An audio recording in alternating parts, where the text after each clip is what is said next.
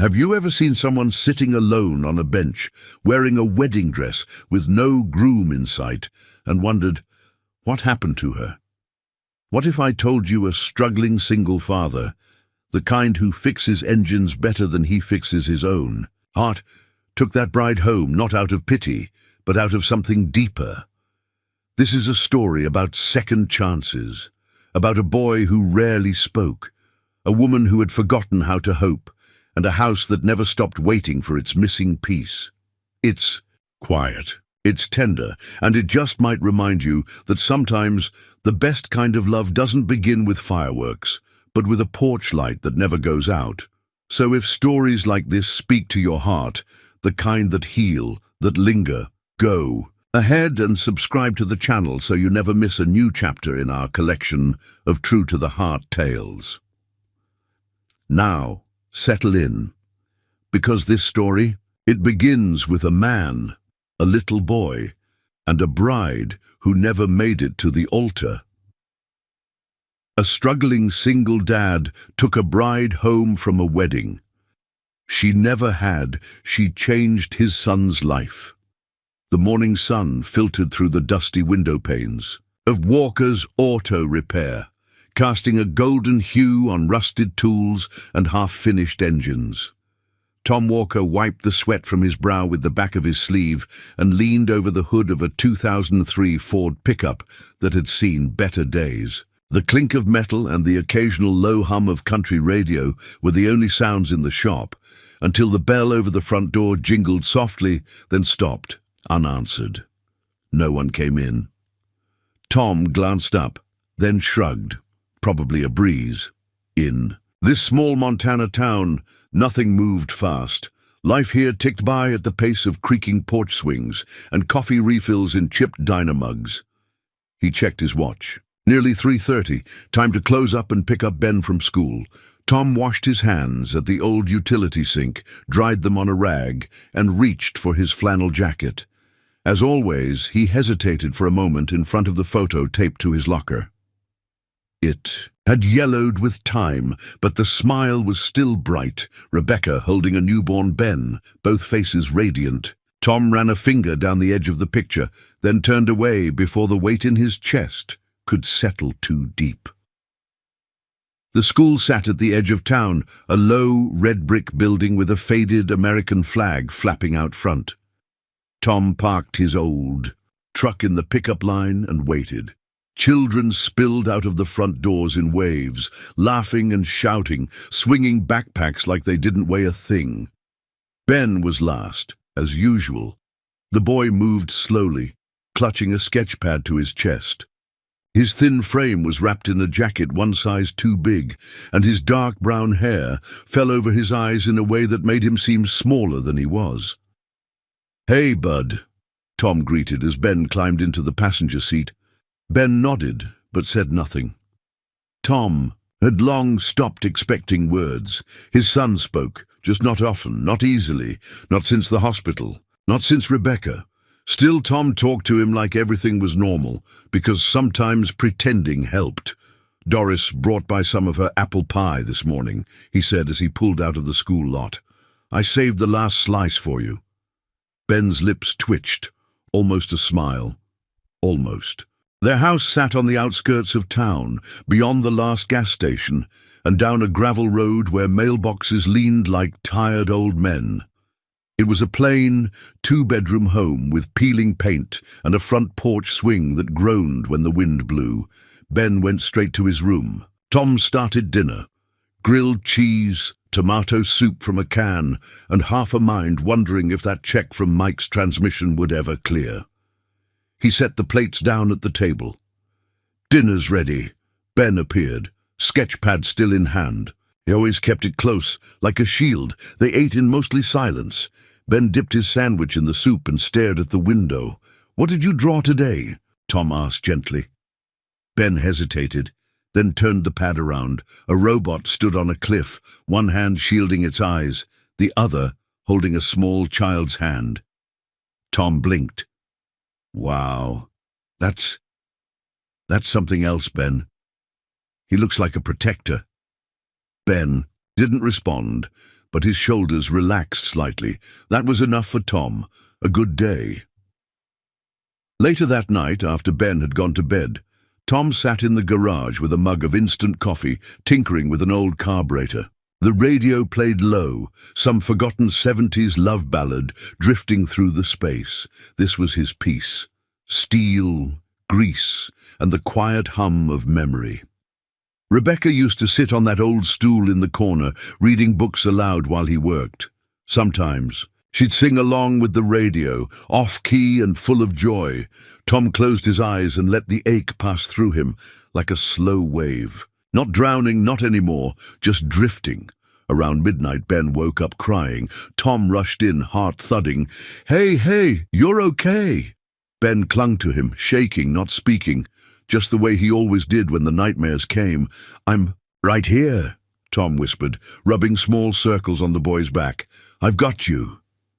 And in that moment, with the cold seeping through the old wooden floorboards and the wind rattling the windows, Tom realized something both comforting and terrifying. He was all Ben had. No one else was coming. No one else could fill the empty chair at the kitchen table. No one else could chase the shadows from his dreams.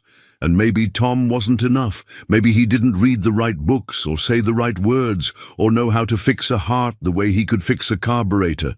But he loved that boy more than his own breath. That had to count for something. He stayed with Ben until the boy's breathing steadied, until the tears dried. Then he stood up, quietly stepped out into the hallway and leaned against the wall. He stared out the window at the empty road, the quiet trees, and the stars above that never moved. Some nights he whispered a prayer. Not to change the past. Not anymore, just for someone to come along and remind Ben how to smile without pretending. He didn't know the prayer would be answered, and that it would arrive in the form of a girl in a white dress, sitting alone on a bench, waiting for a wedding that never came, but that was still one chapter away. Saturday mornings were quiet on the edge of town, and Tom liked them that way. No customers calling about brake pads or sputtering engines, no school drop-offs or awkward conversations with teachers who didn't quite know how to help a boy like Ben. Just stillness, and the slow creak of the floorboards beneath his feet. Tom stood in the hallway just outside the laundry room, holding a small wooden box in both hands. It had been tucked behind a shelf in the garage, forgotten under a pile of winter blankets and broken picture frames. He hadn't seen it in years. The box was worn, its edges rounded smooth with time. Rebecca's initials were carved lightly into the lid, R.A.W., Rebecca Ann Walker. Tom stared at those 3 letters, feeling like they belonged to another life. He carried the box into the living room and sat on the edge of the old corduroy sofa, the springs sighing beneath him. For a moment, he just held it. Then, slowly, he lifted the lid. Inside were memories that still had weight. A folded sonogram photo, a dried flower from their wedding bouquet, the hospital bracelet from Ben's birth, a note written in Rebecca's neat looping script. "If something ever happens, tell him I sang to him every night." Tom closed his eyes. He could still hear her voice, soft and a little off-key, humming lullabies while Ben kicked in her arms. The sound had faded over the years, but not the feeling. Never the feeling. A sharp knock at the door startled him.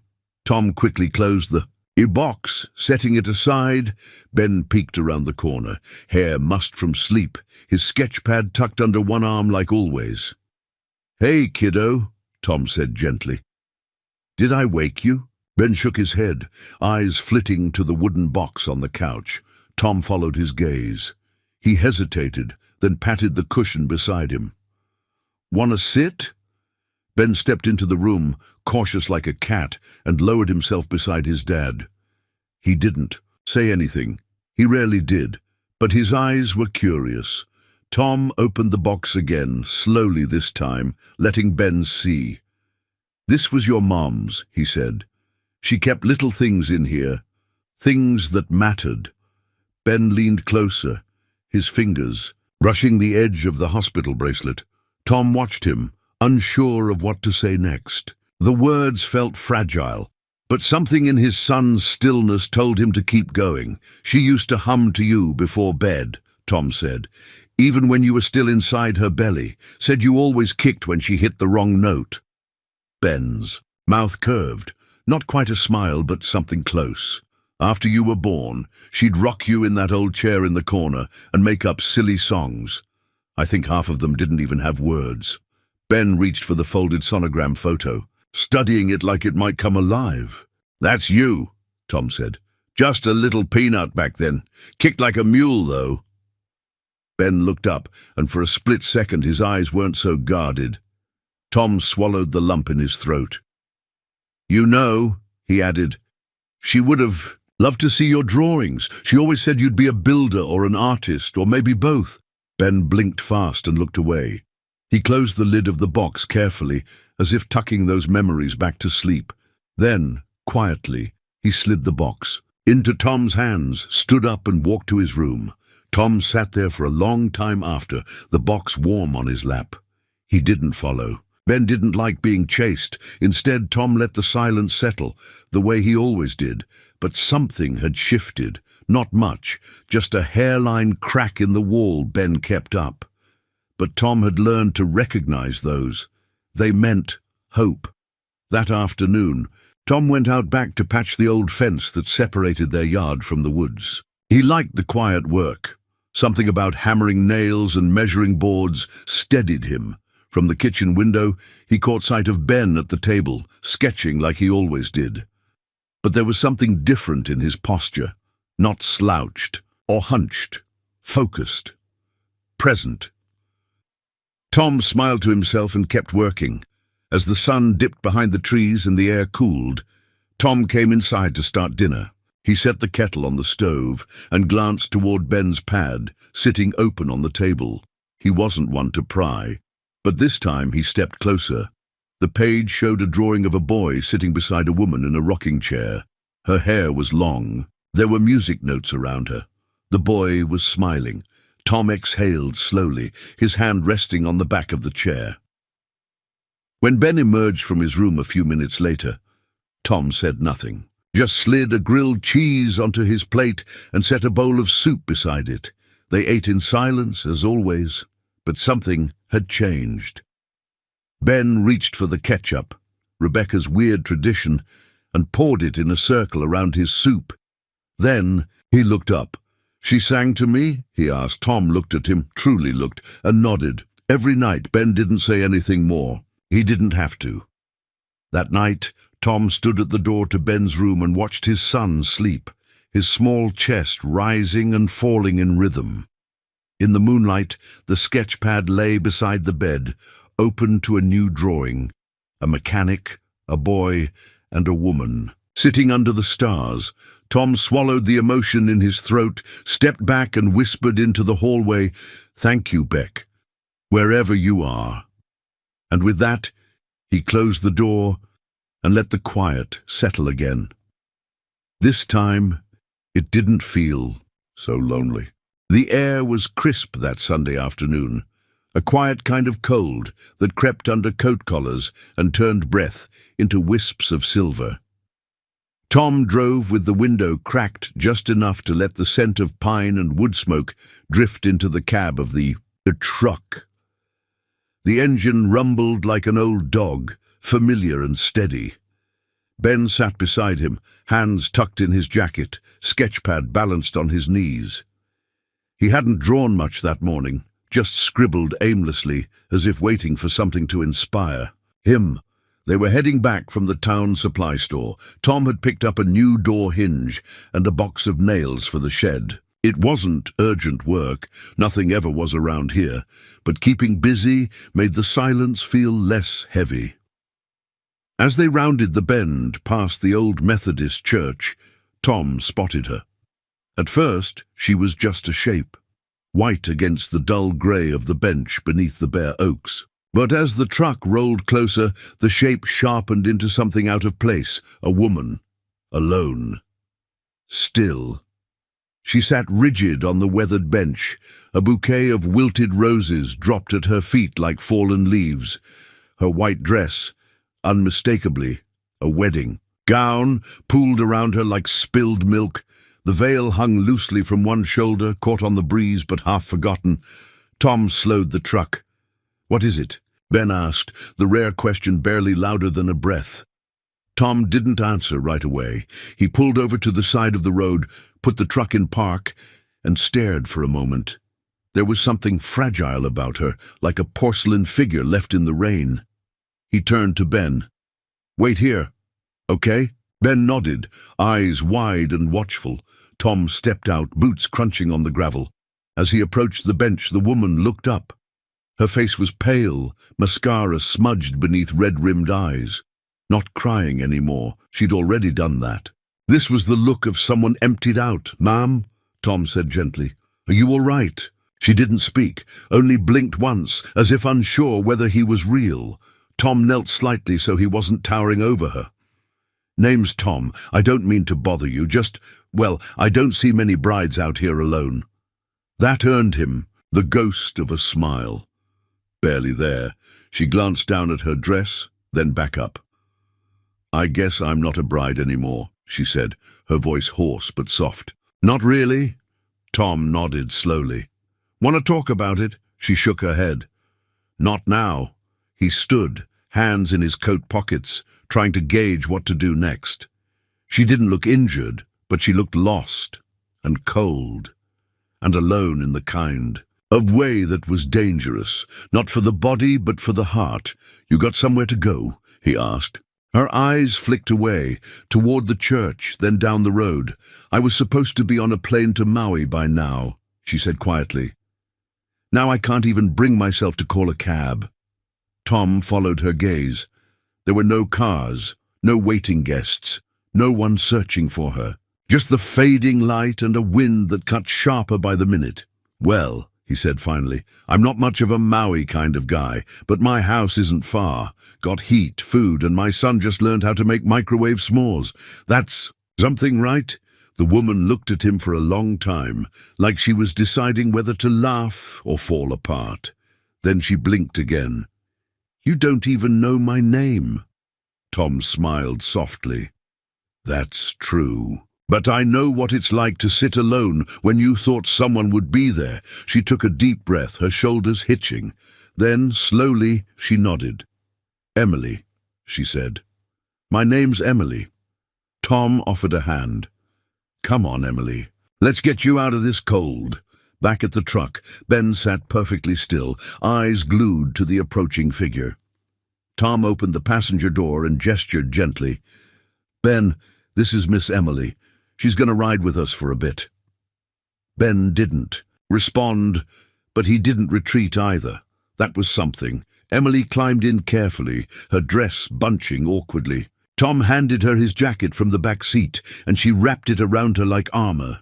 No one spoke on the short drive home. The hum of the engine filled the silence, and Emily kept her gaze on the passing trees, the kind of stare that wasn't seeing but remembering. At the house, Tom helped Emily up the porch steps. The screen door creaked open, and the scent of wood polish and old books drifted out. "You can sit here," he said, guiding her to the couch. "I'll get you a blanket." Emily nodded, eyes darting to the family photos on the mantel, lingering. On one, of a woman holding a baby, Rebecca and Ben, frozen in a happier time. Ben stood just outside the living room, watching. He didn't say a word, but his sketchpad was clutched tightly in both hands. Tom returned with a blanket and draped it over Emily's shoulders. "I'll make some tea," he said, moving toward the kitchen. "Or coffee, if that's more your style." "Tea's fine," she murmured. Ben moved a step closer. Emily looked at him, her expression softening. "Hi," she said gently. He stared for a moment, then looked down at the floor. But he didn't leave. That was more than Tom expected. In the kitchen, Tom stood at the kettle, listening to the muffled sounds behind him. Emily's voice, low and careful, Ben's footsteps crossing the floor. He wasn't sure what had brought her here, but he knew somehow this wasn't the end of something. It was the beginning. The next morning brought a soft grey sky and a light drizzle that tapped gently against the windows like hesitant fingers. The kind of day that asked for quiet, no plans, no errands, just slow breathing and warm mugs. Tom stood at the stove, stirring scrambled eggs in a cast-iron skillet. The aroma of butter and pepper filled the kitchen, a familiar grounding scent. It wasn't much, but he believed breakfast, a real one, had a way of reminding people the world was still spinning. Behind him, Emily sat at the kitchen table, wrapped in a flannel blanket that dwarfed her like a child playing dress-up. Her wedding dress, now carefully folded and tucked into a grocery bag, rested on the chair beside her. An odd, silent guest. She looked better in the morning light. Not cheerful, not quite rested, but real. No makeup, no veil, no performance. Just a woman trying to steady herself. Tom set a plate in front of her. Eggs, toast, a couple of strawberries he found in the back of the fridge. "I wasn't sure what you'd eat," he said. "This is perfect," Emily replied, her voice still soft but less shaky than the night before. Ben sat across from her, his sketchpad open, though his pencil hadn't moved since he took it out. He studied her quietly between glances at the page. Not suspicious, just curious. Emily gave him a small smile. "Is that your journal?" she asked. Ben looked at Tom, uncertain. "It's okay," Tom said. "You can show her if you want." "Two?" Ben hesitated, then tilted the pad so she could see. On the page was a new drawing, a girl sitting on a bench, her dress rippling like water. Her face was soft, peaceful, alone, but not sad. Emily blinked. "That's me, isn't it?" Ben nodded. Emily's eyes welled up, but she blinked the tears away quickly. "You made me look stronger than I felt." "That's how he sees people," Tom said, setting a mug of tea in front of her. "Draws them the way they ought to be, not just how they are." Emily reached out and tapped her fingers gently on the sketchpad. "He's got his mother's soul. I can tell." Tom stiffened slightly, but didn't speak. She noticed and drew back. "I'm sorry. That was too much." "No," Tom said after a pause. "It's okay. It's just not something people usually say." The silence that followed wasn't uncomfortable, just thoughtful, like all three were adjusting to the way the furniture had moved in their hearts.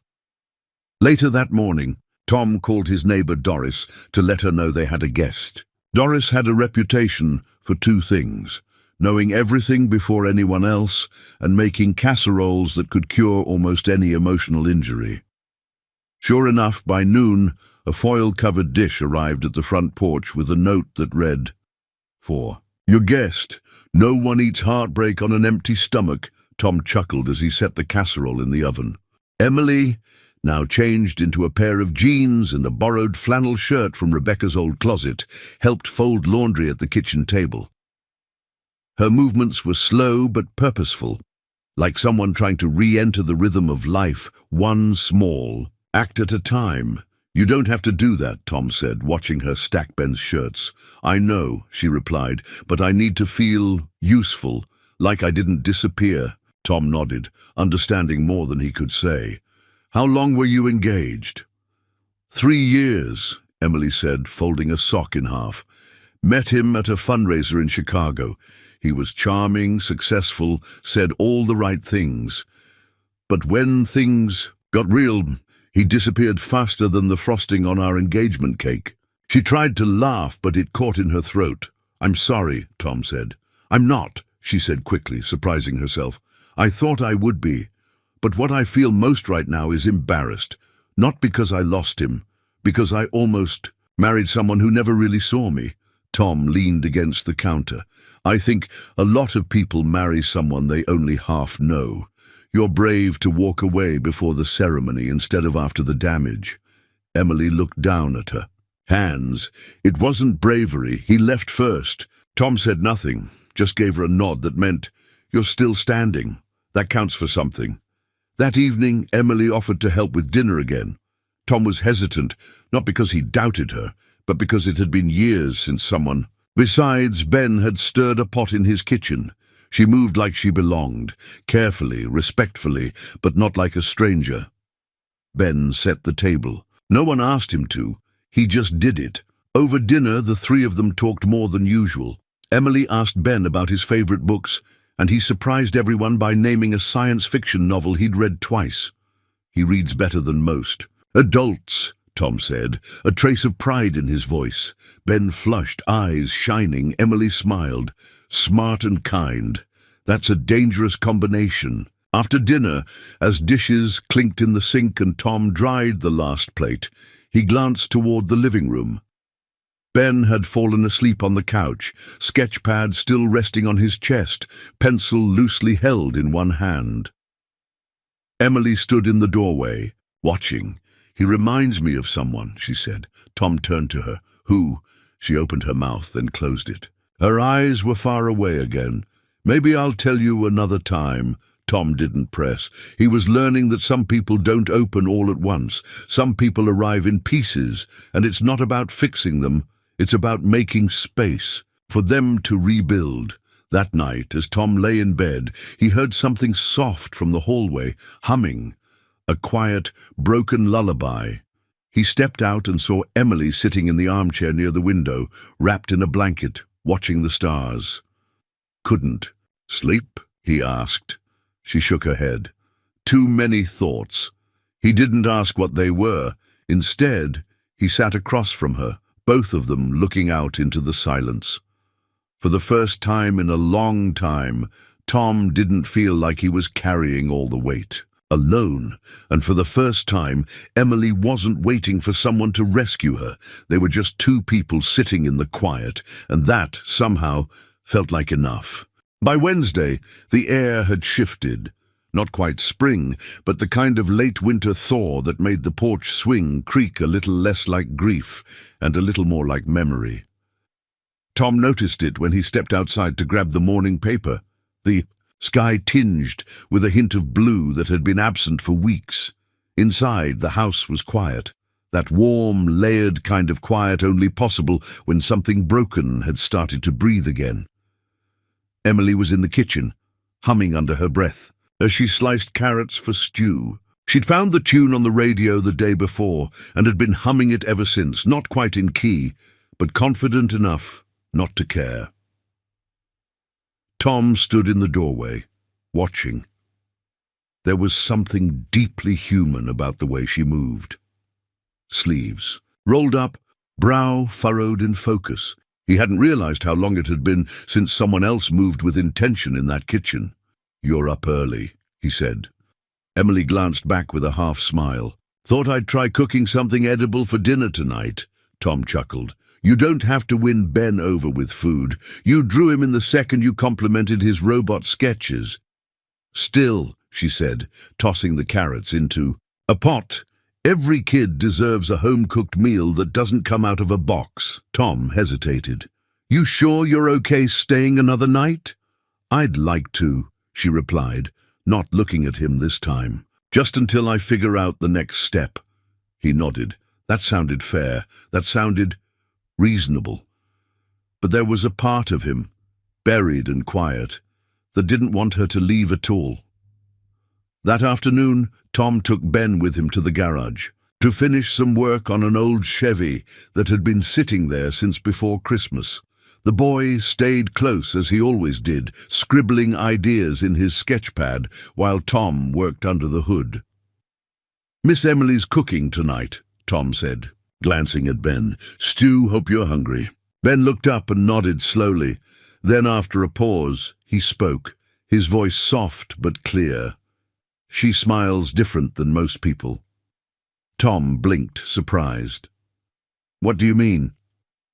"She doesn't smile when she's happy," Ben said. "She smiles when she's trying not to cry." Tom swallowed hard, wiping his hands on a rag. His son didn't speak often, but when he did, it was like someone turned on the light in a dark room. "You think she's sad?" Tom asked. Ben nodded again, but not in a bad way.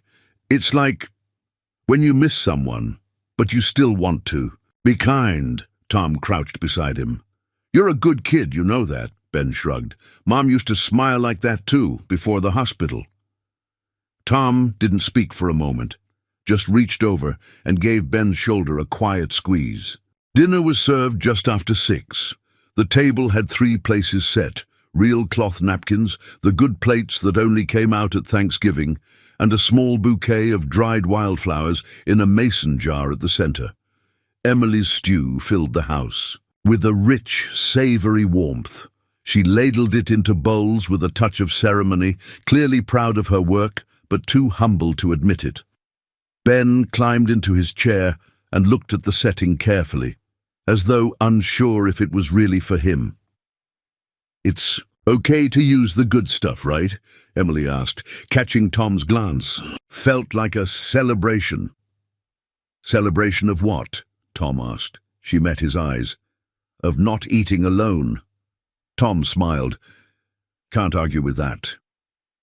For the first few minutes, no one said much.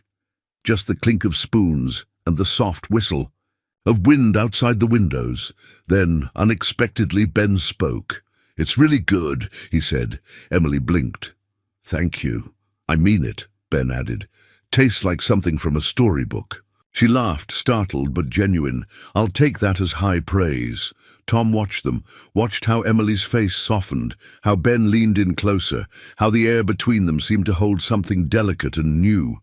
Later, over second helpings and warm bread, Emily asked Ben what his favorite thing to draw was.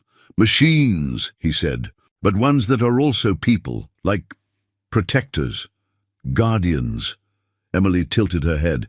"Why do they have to be machines?" "Because machines don't get tired, they don't leave." The words fell into the silence like a stone into still water. Tom stiffened. He didn't look at Emily, but he felt her glance. Ben went back to eating like nothing had happened. Like he didn't just say something that cracked the room open. Emily didn't press. She just reached for her glass of water and nodded. Makes sense. Tom wanted to say something, anything to change the subject, but nothing came. So they sat in the truth for a while. Sometimes that's all you can do. After dinner, Emily washed the dishes while Tom dried. Ben had returned to his sketch pad, curled on the couch, pencil moving steadily. "You okay?" Tom asked quietly. Emily handed him a plate. "Yeah, just surprised." "By what?" "By how much this feels. Like a life." Tom glanced at her. "It is a life." "Not mine," she replied.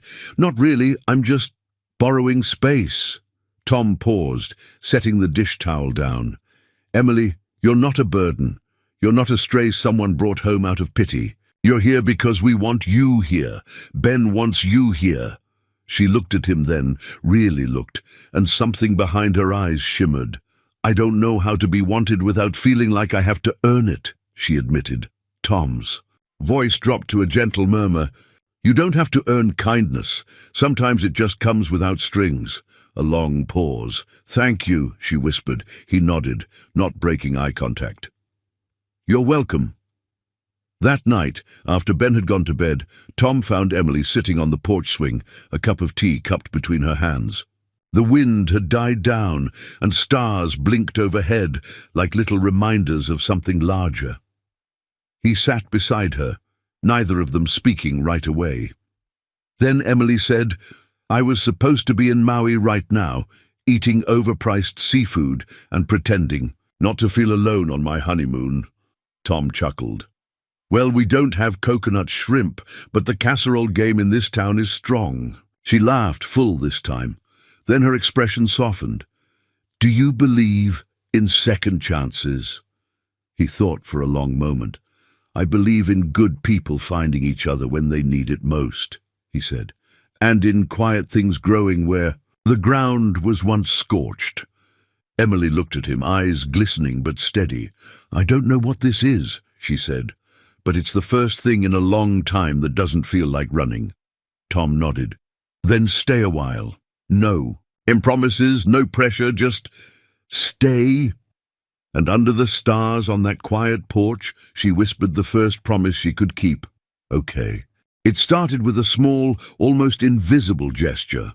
A corner of a drawing slipped quietly onto the kitchen table one morning, not handed to her, not announced, just left there. Emily found it as she came downstairs, still tying the knot of her borrowed bathrobe, the smell of fresh coffee leading her like a trail of breadcrumbs to the kitchen. Ben's sketchbook was usually his sanctuary, closed tight and guarded like a treasure chest. But this page was different. It was meant to be seen. She sat down, brushing her fingers lightly across the paper. The drawing showed 3 figures standing under a large oak tree. A boy, a man, and a woman. The boy held a paper airplane.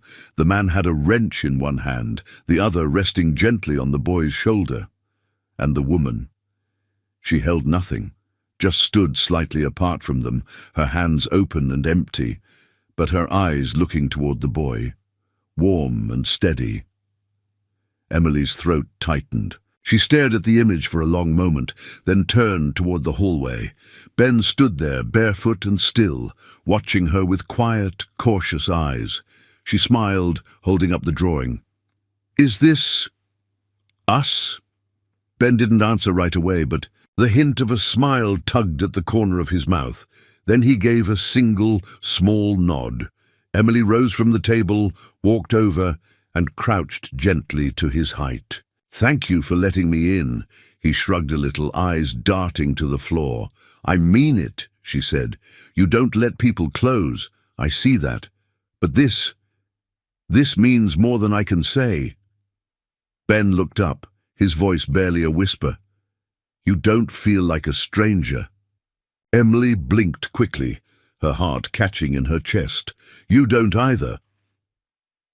Later that day, while Tom was under the hood of a stubborn Buick out in the garage, Emily and Ben spent the afternoon planting bulbs in the backyard. It had been Emily's idea. She'd found a box of forgotten tulip bulbs in the shed, likely leftovers from some distant spring. No one expected them to bloom. That wasn't the point. They worked quietly at first. Ben dug the holes. Emily dropped the bulbs in and gently covered them with soil. "You ever plant anything before?" she asked. He shook his head. "Not really."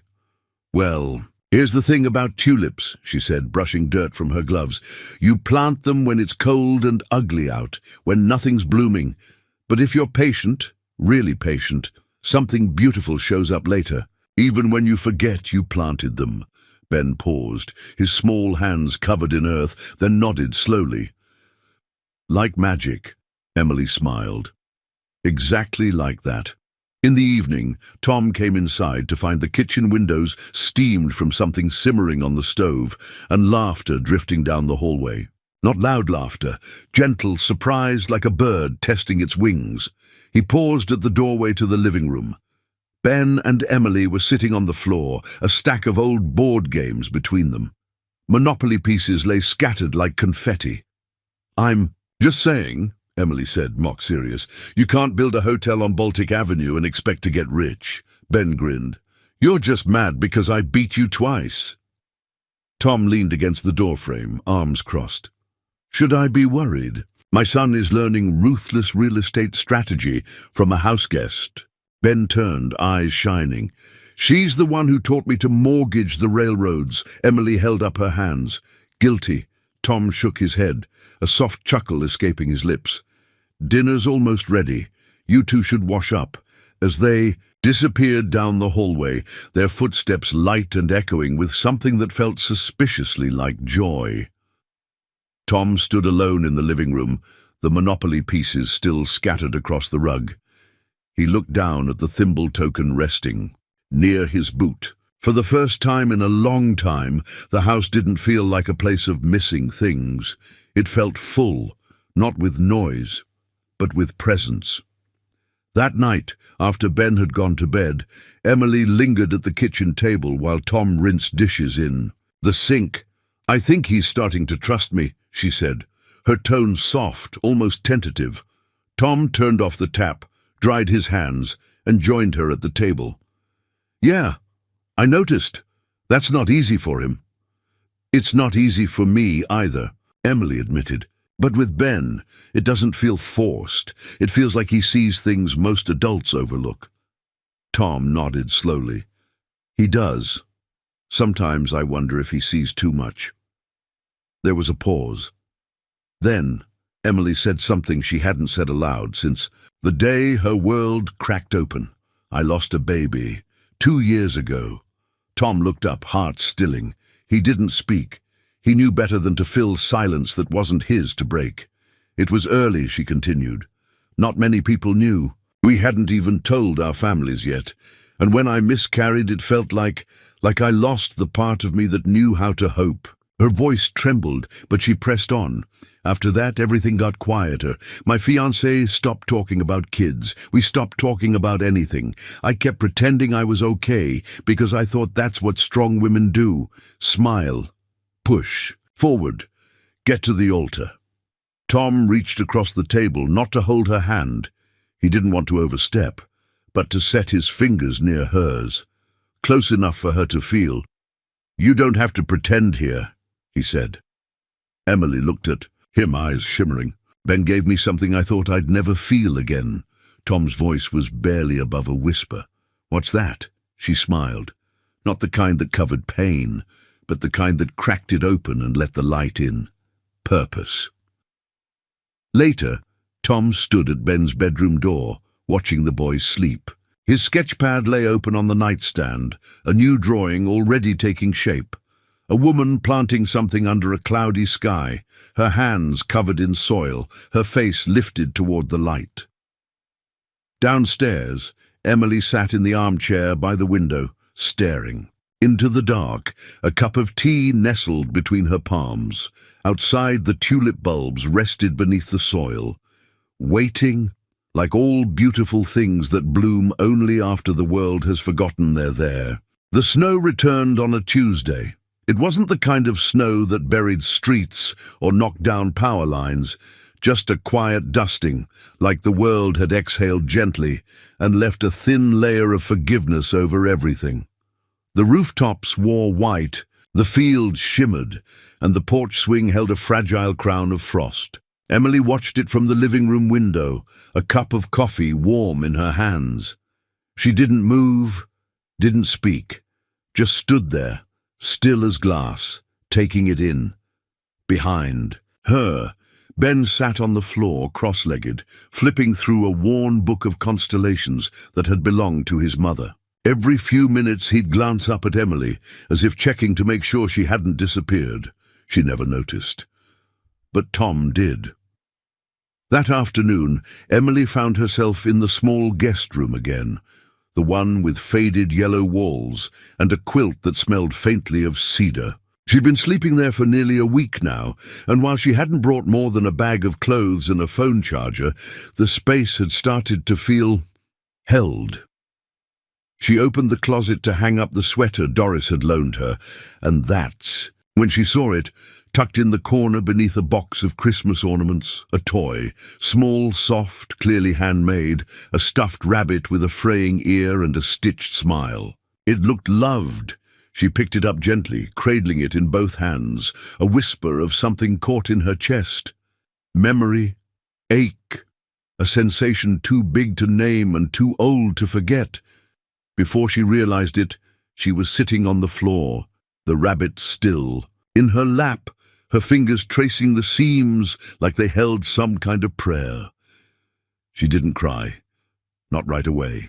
That came later, when she tucked the rabbit carefully back where she found it and closed the closet door with trembling fingers. Downstairs, Ben was drawing again.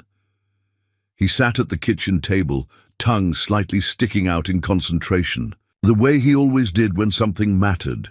Emily moved carefully, not wanting to disturb him, but he looked up before she could pass. "You can sit," he said. It was permission, a simple, monumental invitation. She pulled out the chair across from him. "What are you working on?" Ben slid the paper toward her. "It's kind of a dream, or maybe a wish." The drawing was of a small house on a hill. Smoke curled from the chimney, and in the front yard stood a garden with 3 people, A man holding a rake, a woman watering flowers, and a child chasing butterflies. Emily studied it closely. "It's beautiful." Ben shrugged. "I like drawing things that feel safe." She smiled, but her heart ached. "And does this feel safe to you?" Ben nodded, then looked her in the eyes, direct, fearless. "You feel like home, not like a place, like the feeling." The words unraveled something inside her. No one had ever said that to her, not even the man she almost married. Later that day, while Tom was out replacing brake pads on Mrs. Cafferty's ancient Ford, Emily and Ben baked cookies. It was her idea, though the recipe was half-invented, and the kitchen quickly turned into a flower-snowed battlefield. Ben giggled as she tried, and failed, to crack an egg one-handed like she'd seen on a cooking show. "You're terrible." "At this," he teased.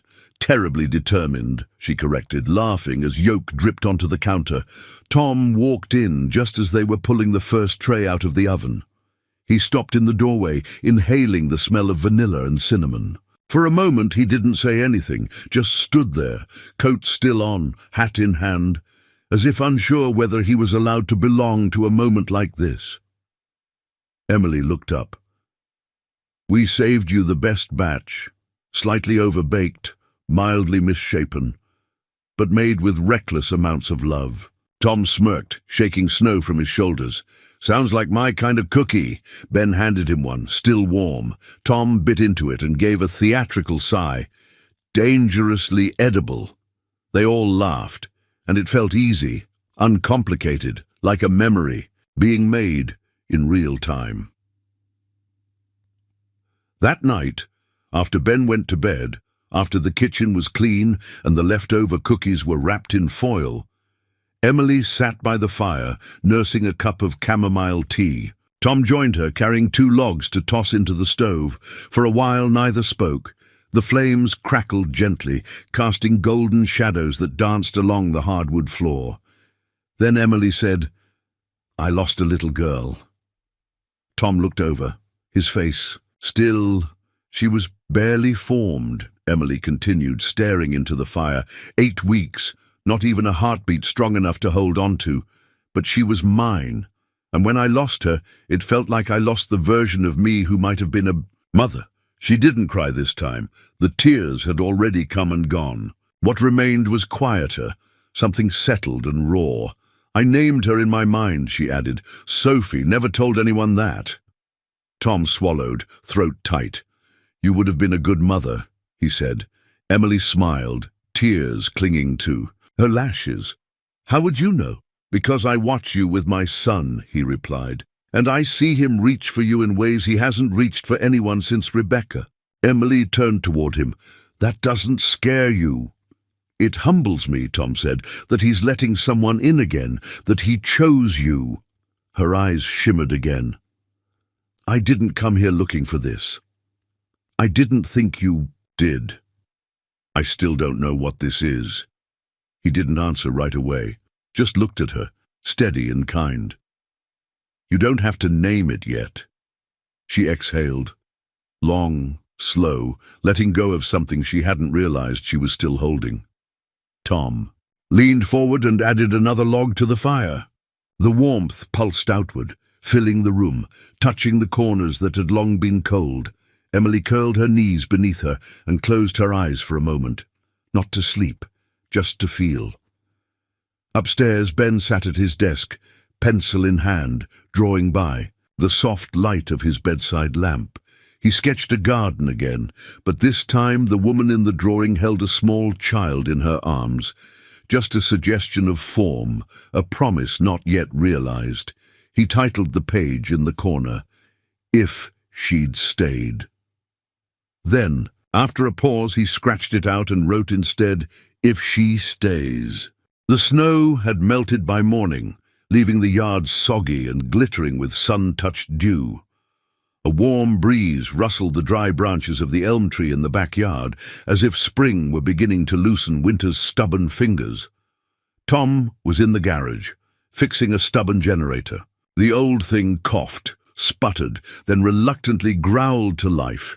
He grinned, satisfied, wiping his hands on a rag before heading inside to wash up. The house was quiet.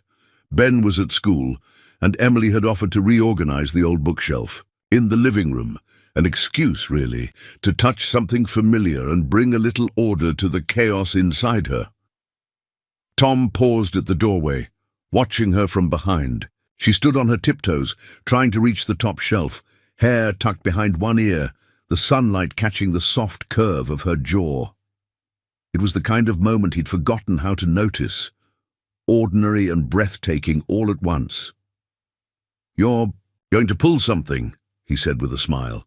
Emily turned, laughing lightly. "And ruin my dramatic reach-for-the-stars pose?" He walked in, brushing dust off a stack of books. "You didn't have to do all this." "I wanted to," she said simply, her gaze drifting over the spines of old paperbacks and family photo albums. Tom froze for a beat as she reached for one of the albums, not because he didn't want her to see, but because he hadn't opened them in so long. He wasn't sure what memories might fall out. Emily sat on the floor with the book in her lap, flipping through pages filled with the faded joy of summers. Past, Rebecca holding Ben at the beach, Tom carving pumpkins in the driveway, their small world once wrapped in warmth. Then she turned the page, and there it was. A candid photo. Rebecca sitting in a cafe, laughing mid-sentence, a coffee cup in one hand. Across from her, Emily, the moment held like a fragile breath between them. Tom sat down slowly, a crease forming between his brows. Emily traced the edge of the photo with her thumb. "I was wondering when I'd see this again." "You knew." "Rebecca?" Tom's voice was low, measured, as though trying to catch up with something he didn't see coming. Emily closed the album gently, holding it in her lap. "We met in college. She was 2 years ahead of me. We weren't close at first. I was quiet, always in the library. But she had a way of noticing people who felt invisible." Tom stared at her. "She never mentioned you." Emily smiled sadly. "She did, but probably not in the way you'd remember. I moved to Chicago after college. We lost touch after she married. But before that, she talked about you like you were made of sunlight and sawdust." She looked down. "She said you had the kindest hands." Tom's throat tightened. "I didn't know she was gone," Emily added. "Not until I saw her photo on the mantel that first night. I didn't say anything because I didn't know how." He nodded slowly. "You've been carrying that all this time?" She met his gaze. "I didn't come here because of her. I didn't know this was you, I swear. But once I realized, it felt like someone had tied a string from her to me, and it led me right back here." Tom leaned forward, elbows on his knees. "Why didn't you say something sooner?" "I was afraid it would change how you saw me," she said. "I thought maybe I didn't deserve this kindness, not if it was built on coincidence." He exhaled deeply, eyes drifting to the photo. "I don't believe in coincidence, not anymore." A silence settled between them, but it wasn't hard or heavy. It was filled with the ache of understanding. "I've been angry with her," Tom said after a moment. "Not for dying, for leaving, for not preparing me for what would come after. The silence, the emptiness, the fear I'd mess Ben up." Emily's voice was gentle. "You didn't mess him up. You kept him whole. He looked at her eyes soft. You think so? I see the way he looks at you, Tom, like you're the anchor that keeps his world from drifting." She paused. "And I see the way he's beginning to look at me, like maybe I might be a part of that world too." Tom didn't move, but something in his chest cracked open just a little. "I think she'd be grateful," Emily whispered, "that Ben has someone who speaks his quiet language, and that you're not alone anymore." Tom swallowed hard, blinking against the emotion building in his throat. "Thank you," he said softly. "For what?" "For telling me the truth. For carrying her memory with care." he smiled faintly, and for not burning the stew the other night. Emily laughed, the sound unburdened and honest. They sat there for a while, the album still resting in her lap, the past and the present folding into each other like pages of the same story. That evening, after Ben came home from school, Tom told him about Emily's connection to Rebecca. They sat at the table together, no distractions, no rush, and he kept it simple, honest, like all important things should be. Ben was quiet for a long time. Then he asked, "Did Mommy like her?" Tom looked at Emily, then back at Ben. "She did, very much." Ben looked at Emily, expression unreadable. Then, slowly, he stood and walked to his room. Emily's heart sank, but a moment later he returned. With his sketch pad, he opened it to the drawing of the garden, the one he'd shown her before, and handed it to her. "I want to add a swing to the tree," he said, "but I don't know how to draw it right." Emily took the pad gently. Eyes misting. "I can help you with that." He nodded, then leaned his head lightly against her shoulder. Tom watched them, something settling deep inside him. A quiet truth that didn't need to be named. They weren't fixing anything. They were becoming something new. That night, after the dishes were done and the fire burned low, Emily stood at the window in the guest room, holding the photograph of her and Rebecca. She pressed her fingers to it, as if tracing the outline of a blessing she never expected to receive. "Thank you," she whispered into the night. "I didn't know where to go, but I think you did." And somewhere in the stillness, in the hush of a house slowly healing, it felt like someone was listening. The sky was pale with early morning light when Tom entered the kitchen, the wooden floor cool beneath his bare feet. The kettle hadn't been boiled yet. The house was still wrapped in sleep. But something felt off. Then he saw it. A folded piece of paper on the kitchen table, resting beside Emily's favorite mug, the one she'd chosen from the back of the cabinet because it was chipped and, in her words, still worth holding on to. Tom knew. Before he touched it, before he read a word, he knew. The quiet had changed. He pulled out the chair and sat down, the note trembling slightly in his hands. Her handwriting was small, careful, honest. "Tom, I don't have the right words, but I owe you some kind of goodbye. You've given me more grace than I deserved, a warm place when I was cold, a second chance at breathing when I didn't think I could take another step. Ben, he's changed me in ways I didn't think possible. He reminded me what it feels like to matter, to be seen, to be needed, not for what I can do, but simply for being present. But I need to go, not because I don't care, but because I do. This house, this life, it's sacred. And I came into it, carrying pieces of a past I haven't finished putting down. I need to find out who I am outside of what broke me. I need to be whole before I can ask to stay. If there's a place for me when I come back, I hope you'll leave the porch light on. Tell Ben he's a masterpiece. Tell him I'll carry his drawings with me wherever I go. Love, Emily." Tom read it 3 times, then folded it carefully and set it back down beside the mug. The house, once silent, now felt louder with absence. He didn't cry, but he sat at that table until the sun fully rose, and the hum of the world outside reminded him life would move forward, whether he was ready or not. Ben noticed right away. He came downstairs rubbing his eyes, wearing the sweatshirt Emily had fixed for him after it tore near the sleeve. He looked at the empty chair, then the mug, then at Tom. "Is she gone?" he asked, voice small. Tom nodded. "She left a letter." Ben didn't ask to read it. He just pulled out the chair where Emily usually sat and climbed into it like he was filling a space that wasn't ready to be empty. Tom slid him a bowl of cereal and poured milk over it without speaking. They ate in silence, the kind that pressed against the walls, wanting to be filled but not ready to be broken. That afternoon, Tom cleaned the guest room. Not out of anger, not out of grief, just out of habit. He folded the blanket she'd used, placed her forgotten hairbrush on the dresser, and paused when he noticed something tucked behind the nightstand. A drawing, one of Ben's. It showed a woman standing at a crossroads. One path led into a forest. The other, back toward a small house with smoke curling from the chimney. Above her head, a single line of text. Sometimes you have to leave to remember what home feels like.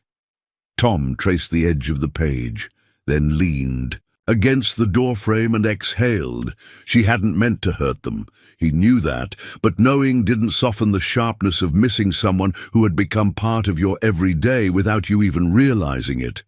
The days that followed fell into a rhythm, quiet, functional. Meals were made. Ben went to school. Tom fixed a water heater and rotated tires and pretended he didn't look at the mailbox any differently. But it was Ben who changed the most. He didn't talk about Emily, not directly, but he started drawing differently. Less machinery, more people. One day, he showed Tom a sketch of a boy standing at the edge of a garden. The tulips they'd planted peeked out from the soil, half real, half imagined. "Do you think they'll bloom?" Ben asked. Tom looked at the paper, then at his son. "Yeah, I think they will." Ben nodded and tucked the drawing away without saying anything else. A week later, Tom stood at the hardware store counter buying a new lock for the back shed. The cashier, an older man named Harry, leaned over and said, "Hey, you all right, Tom? Haven't seen you with that lady lately." Tom offered a thin smile. "She's away for a while." Harry nodded slowly. "Well, she seemed like someone who made the place feel warmer. Hope she finds her way back." Tom did too. That night, as rain tapped gently against the windows, Ben crawled into bed early. Tom lingered in the doorway, unsure if he should say something. "Dad?" Ben asked, his voice muffled under the quilt. "Yeah, buddy. She'll come back, I think." Tom crossed the room, sat on the edge of the bed. "What makes you say that?" Ben shrugged. "Because I miss her. And she said people don't leave things they miss forever." Tom smiled, brushing his son's hair back. "You're a wise kid." Ben yawned. "She smiled different the last night she was here." Tom blinked. "How so?" "It wasn't the sad kind," Ben murmured. "It was like she remembered something." Tom sat with him until his breathing slowed, his chest rising and falling like a tide finding its rhythm. Then he went downstairs and left the porch light on. Some nights he sat out there alone, listening to the wind, a mug of tea cooling in his hands. Sometimes he brought a blanket, sometimes just the silence. He didn't wait like a man counting days. He waited like a man who knew healing didn't follow a clock. And in his chest, something had settled, not bitterness, not even hope, just space. Space for her if she came back. Space for something beautiful if she didn't. In her absence, Emily's presence lingered in small ways. The way Ben asked for extra cinnamon in his oatmeal, the way the porch swing creaked in the early morning sun, the way the tulip bulbs slept quietly beneath the dirt, waiting. Tom tended to the garden every few days, gently, without expectation. He didn't press the soil or dig to check. He just watered, trusted, waited, like the rest of him. The first bloom came quietly. It wasn't grand, just the soft green tip of a tulip leaf pushing through the thawed earth beneath the kitchen window. But to Tom, it was a revelation, a silent signal, a whisper of return. He stood there with his morning coffee, watching it sway slightly in the breeze. After all these weeks, something planted in hope had remembered how to rise. Ben padded into the kitchen, hair tousled, sleep still clinging to his eyes. He poured himself a glass of orange juice and joined Tom by the window. "Is that the one we planted by the birdbath?" he asked. Tom nodded. "Looks like it." Ben pressed his hand against the glass. "She said tulips are like promises, that even if it takes a while, they show up." Tom glanced down at his son. "Do you think she'll show up too?" Ben didn't answer right away, then softly, "I think she's growing too, like the flowers, just not where we can see yet." Tom reached over and gently ruffled his son's hair. "I think you're right." The days unfolded gently after. That, marked by routine and small signs of spring. Ben was talking more. Not a lot, not all at once, but enough that his teacher at school had pulled Tom aside to say, "Whatever's happening at home, keep doing it. He's starting to shine." Tom smiled at the compliment, but deep down, he knew it wasn't something he was doing. It was the afterglow of someone who had left a handprint on their lives. Emily's departure hadn't closed a door. It had opened something else, something quiet, reflective, and still unfolding. One afternoon, while cleaning out the shed, Tom found the cardboard box where Emily had tucked away the wedding dress. It was sealed shut, labeled only with her name in small, neat handwriting. He stood with his hand resting on it for a long while, unsure what to do. Part of him wanted to bury it somewhere, to forget the sight of her sitting in that dress on the roadside bench. But another part, the part that remembered her laugh in the kitchen and the way she knelt in the garden beside Ben, told him to keep it just as she left it, not as a weight, as a placeholder, a mark in the story where something unfinished waited to be continued. That evening, Ben brought home a crumpled paper from school, a poem he had written during free period. Tom unfolded it carefully, eyes scanning the uneven penciled lines. It wasn't perfect, but it was true. A house that waits. There is a house with room to grow, where tulips sleep beneath the snow. A boy draws dreams, a dad stays strong, and something missed still hums a song. The porch light's on, the windows clear. The house still hopes you'll come back here. Tom's throat tightened as he read the last line again. He looked at his son, who stood watching with careful eyes. "Did you show this to your teacher?" Ben shook his head. "It's not for school." "Who's it for?" Tom asked. Ben shrugged, but his voice was steady. "For her, in case she's still listening." Tom folded the poem and tucked it into his wallet. "I think she is." Sunday came with soft wind, and the kind of sun that made you forget winter had ever settled in. Tom sat on the porch swing, a book in his lap, though he wasn't really reading. He watched the road, not constantly, but enough. Out of habit more than hope, Ben was in the yard with a handful of sidewalk chalk, drawing galaxies along the cracked cement walkway.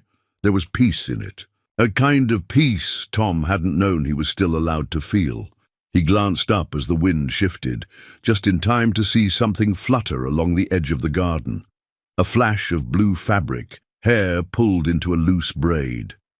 He blinked for a heartbeat. He thought he was imagining her, but then Emily stepped fully into view. She didn't walk fast. She didn't smile right away. She just came down the gravel road like someone who wasn't sure if the world would still welcome her. Ben stood up first. The chalk slipped from his hand. He stared at her, frozen. Emily paused a few feet away, unsure. "Hi," she said. The boy ran. He didn't yell or cry. He just ran straight into her, arms flinging around her waist like he was reclaiming something that had been missing from his very center. Emily knelt to catch him, tears already in her eyes. "I missed you," he whispered. "I missed you too." Tom rose from the swing, heart pounding, not with surprise but with something quieter, relief. She looked up at him over Ben's shoulder. "I didn't know if I could come back," she said. "But I couldn't stay away."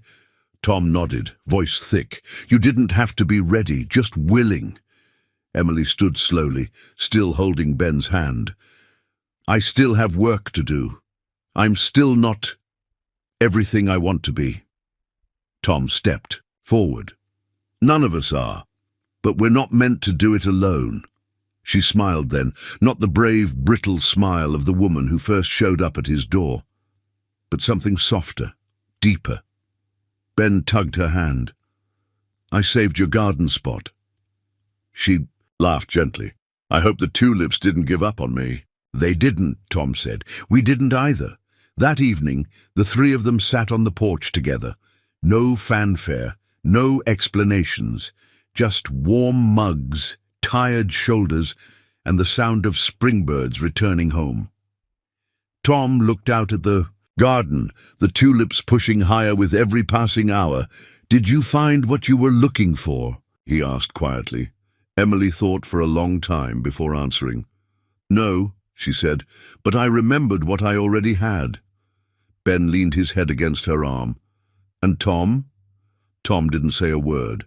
He just reached across and turned on the porch light. Though the sky hadn't yet darkened, some lights weren't about seeing, they were about being seen. Spring came early that year, the kind of spring that snuck in softly, brushing the world awake one green blade at a time.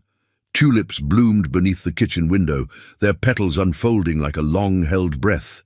The air smelled of damp soil and distant honeysuckle, and the porch swing no longer creaked with sorrow, only rhythm.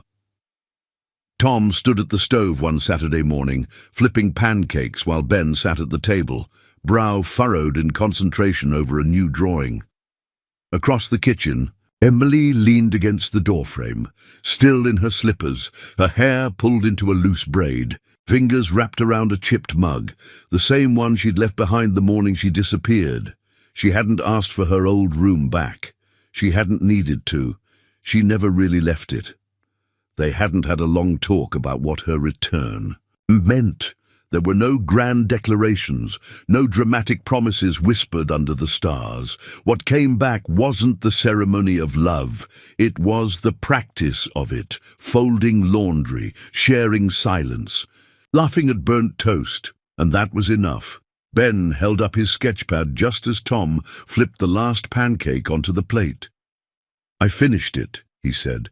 Emily walked over, peeking over his shoulder. It was a garden scene again, but different. This time, more alive. The colors richer, the lines bolder. Three figures stood in the sunlight, the boy, the man, and the woman. The woman wasn't standing off to the side anymore. She knelt in the soil, laughing, her hands dirty from planting. The man leaned down beside her, a watering can in one hand, and the boy, he held a tulip, blooming wide in his palm. At the bottom, Ben had written, "Home isn't a place. It's the people who wait for you with the light still on." Emily's eyes brimmed.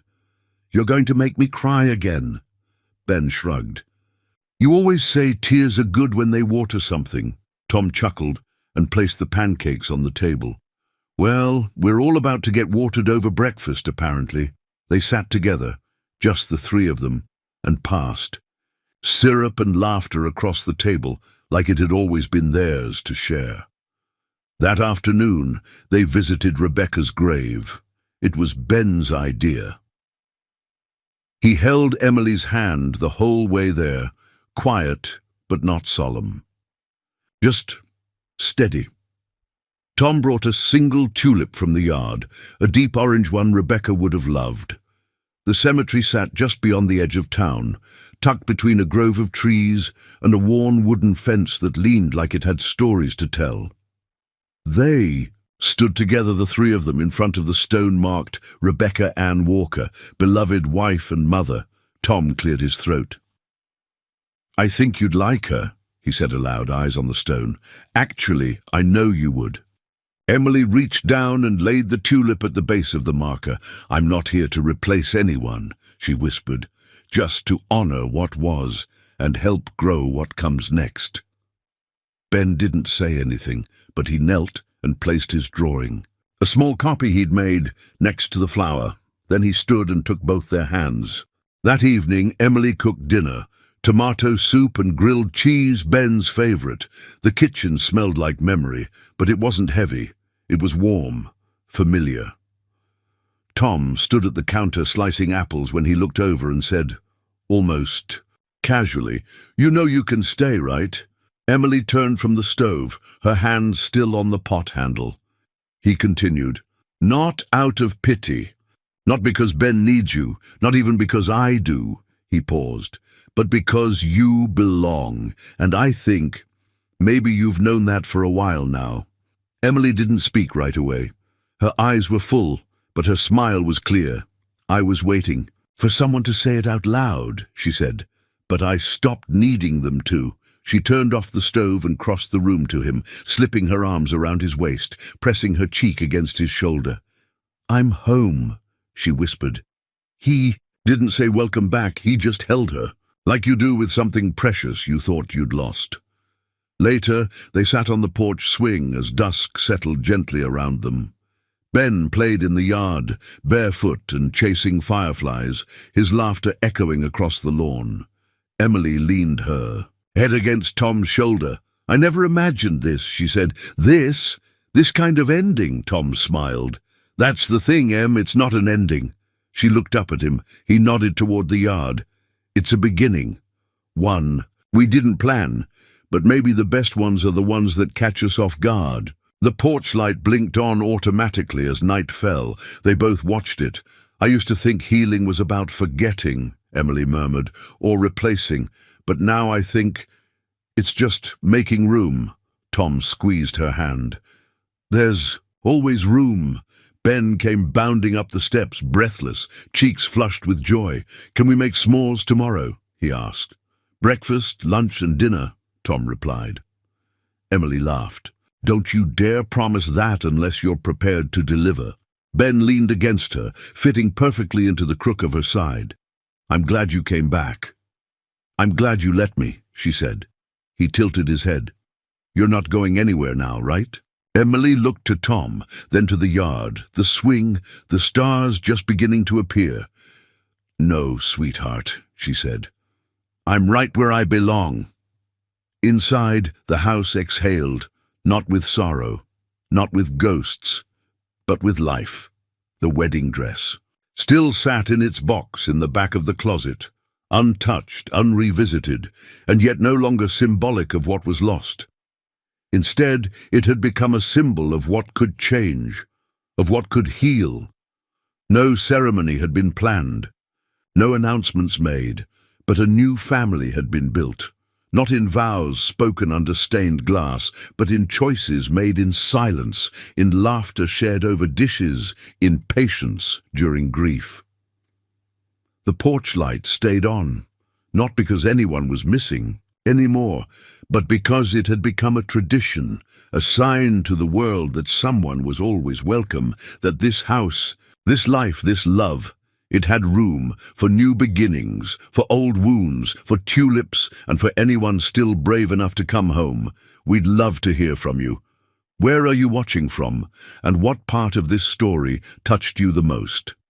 Take a moment to share your thoughts in the comments below. Reading your reflections is one of the best parts of what we do here. And if stories like this bring you comfort, hope, or just a quiet moment in your day, go ahead and subscribe to the channel. There's always a seat here for you and new stories waiting just around the corner. Thank you so much for spending time with us today. Until next time, take care, keep the porch light on, and never stop believing in second chances.